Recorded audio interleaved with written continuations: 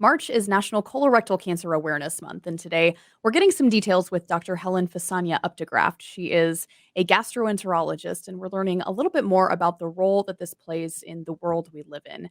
Dr. Fasanya, first of all, tell us a little bit more about what we're working with, especially when we talk about Black and African American populations. Well, colon cancer is the second leading cause of cancer death in the United States in both African Americans and in Caucasians. In that regard, there isn't much of a difference there. However, we know that African Americans are less likely, for one reason or the other, to get screened for colon cancer. And because of that, they're more likely to die from colon cancer. And so there are actually more incidences of colon cancer deaths in the African American population in comparison to their white counterparts. And there are a number of things that we could do to prevent that from happening. It's just the key point that I would like people to remember is that colon cancer is very easily preventable. And we could reduce 90% of the colon cancer incidences and deaths just by early prevention, early detection. Yeah, we've learned that 45 is the new 50. Why is that early screening so important? Well, we have noticed over the years that younger and younger people are getting diagnosed with more advanced stages of colon cancer. And if you are diagnosed with an advanced stage, you just have fewer options available to you in terms of treatment.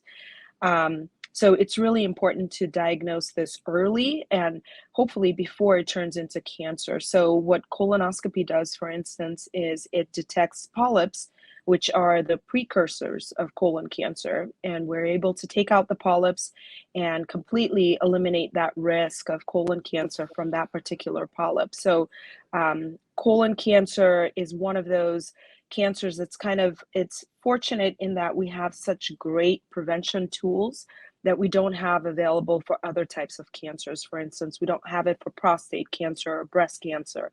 We do have some screening measures for those cancers, but nothing like colonoscopy where you can actually go in and take out that precursor that can, unfortunately turn into colon cancer. Yeah, absolutely. I want to ask you a little bit more about your work. Why do you do what you do?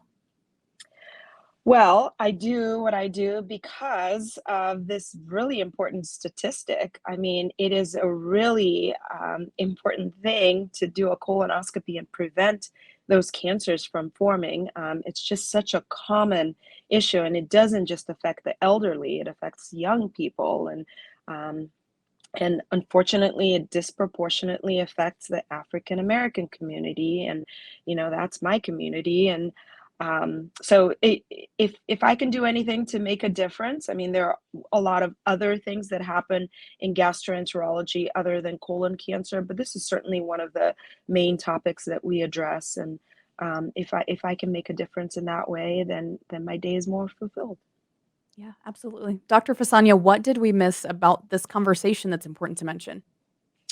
Um, I I think, I did want to focus on that disproportionate uh, colon cancer rates in the African American population. And there's a number of reasons that that happens. There is some mistrust of the medical community, you know, for historical reasons in the African American population. So I just want to encourage primary care physicians to remember that and to encourage their patients to seek out whether it's colonoscopy or other colon cancer screening measures. I want people also to be advocates for themselves. If your primary is not recommending that to you because there's other things that are going on with your health, and so there's a million and one things they're addressing, then you bring it up. Ask if you're a candidate and what screening measures might be best for you.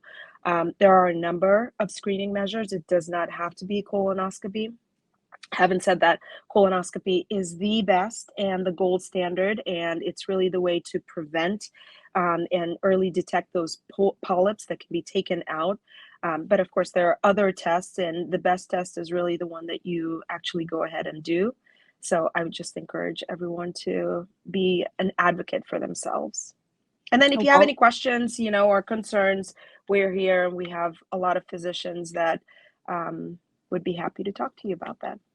absolutely. A wealth of information. Dr. Fasanya, thank you so much for making time for this. We appreciate it. Thank you. My pleasure.